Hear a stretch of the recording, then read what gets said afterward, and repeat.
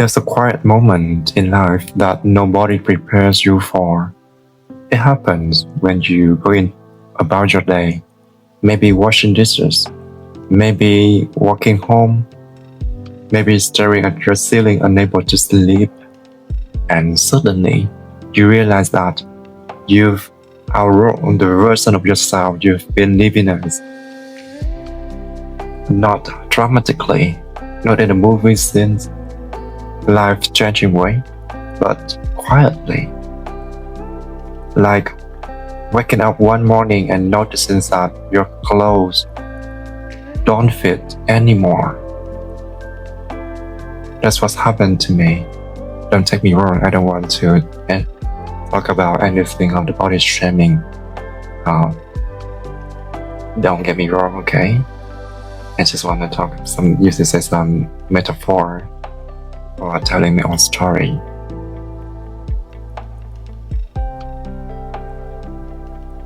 And this painting, the one sitting in front of me right now, became the moment when I finally admitted to myself I want to do something different with my life. I want to create something I've been avoiding for years. This video is the first brushstroke of that.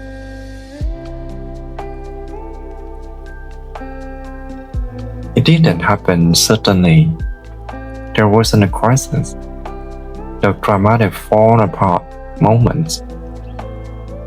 It was more like a slow realization that I wasn't excited anymore. Not excited about my routines. Not excited about my goals. Not excited about the version of the future I had been trying to build. And that scared me a little. Because when you reach adulthood, you're told that consistency is everything. You pick a direction and you follow it. You commit, you build, you keep moving forward. But what if forward doesn't feel like forward anymore? What if stable starts to feel like stuck? It was me. This is me. I've been sketching my career path in my just after graduation from the university, and I worked relentlessly for it. I study. I got a master's degree, and I work abroad. I learned a lot. And someday I realized that the corporate job doesn't fit me, doesn't fit my soul, my mind, or my personal value. And that was a whisper I kept hearing. Very small, very persistent talk inside my chest. And for the longest time, I ignored it. Because ignoring is easy. Ignoring is comfortable. Ignoring is safe. But creativity, the real kind, doesn't respond well to silence. It keeps knocking, it keeps returning, it keeps asking. What would happen if you actually listened? This project, this artwork, this series is what happens when I finally stop running from the question. People ask me sometimes, why an artwork? Why paintings? Why now? And I think the honest answer is, because for years, painting has been the only thing I do without overthinking. There's no performance in it, no expectation, no strategic plan, just a brush, some colors, and whatever emotion I can't put into words. I didn't paint because I'm good at it. I paint because it feels like breathing in a deeper way.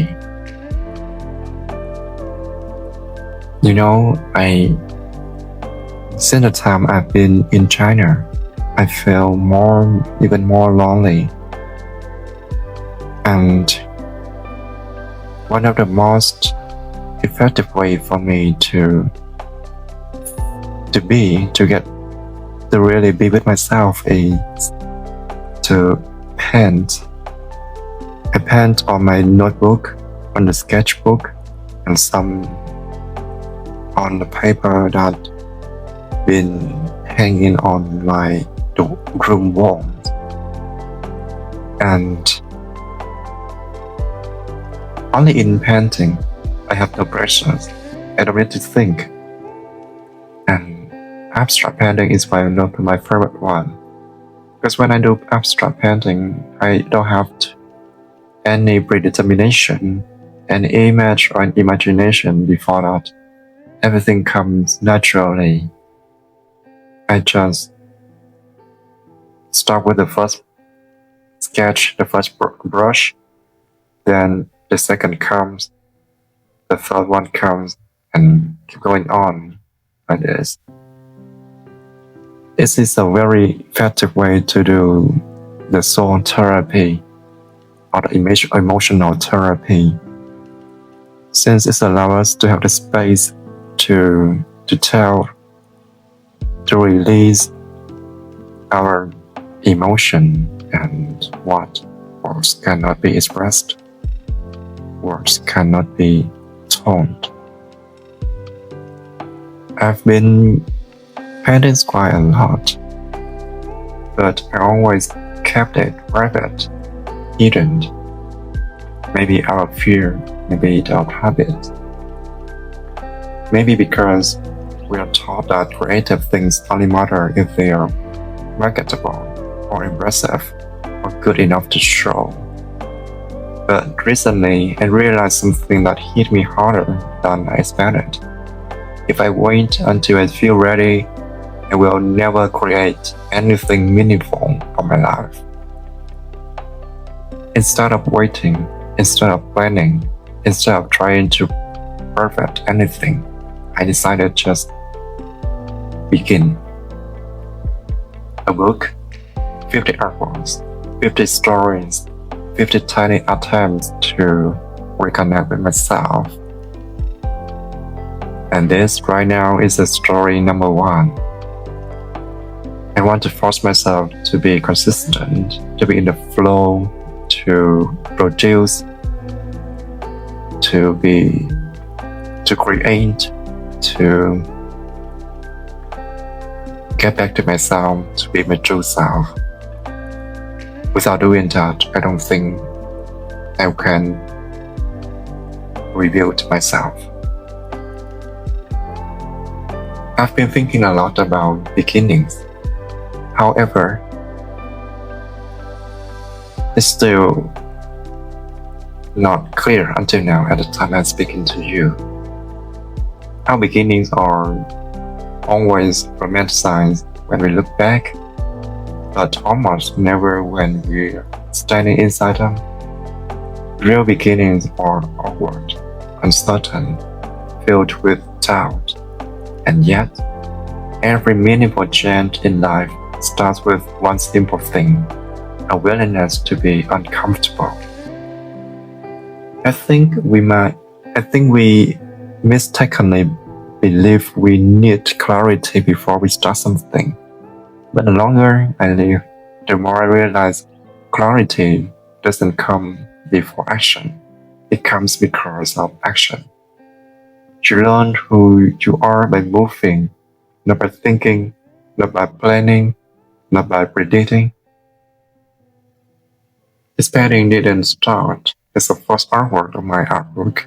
It started because one evening I felt breathless and lost, and instead of scrolling or distracting myself, I picked up a brush. Only later did I realize that what I painted was the beginning of the next chapter of my life. And now we can talk about painting. It's wild to me how much of my inner world ended up on this page, especially considering I didn't plan any of it. Let's look at it slowly. At first, it looks chaotic. Fractured shapes, clashing colors, these thick black lines, breaking everything apart. But the longer I stare at it, the more it feels like a map. Look at the colors.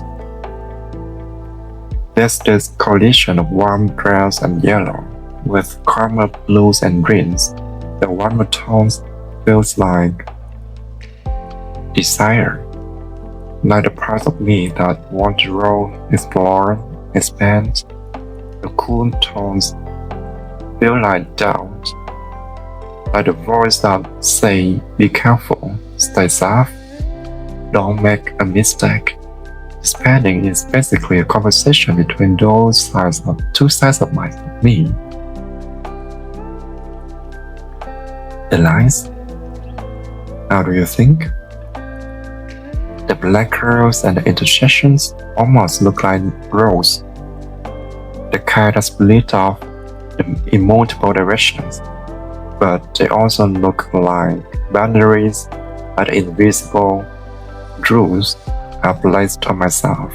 The limits, the patterns, the habits. They constrain, but they also guide. It's confusing, but also life, right? Let's look at the shape, which are so fragmented. Everything is divided into small windows, little compartments. It reminds me of how I've been living emotionally, organizing a feeling instead of confronting them, separating parts of myself instead of integrating them. And yet, even with all of fragmentation, the painting holds together. It doesn't fall apart. That gives me hope. The more I sat with this painting, the more it showed me something about myself, something I didn't expect.